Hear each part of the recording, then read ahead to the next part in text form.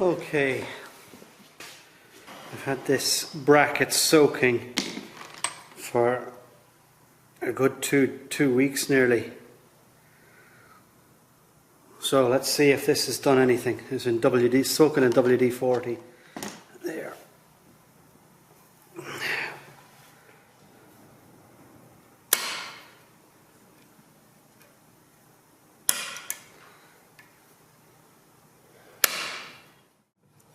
Happy days.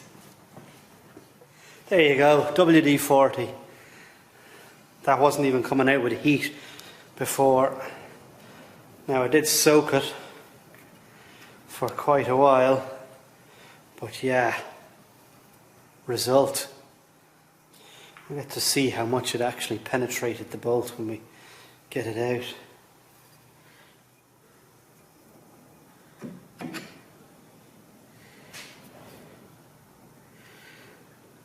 It actually looks quite dry, doesn't it?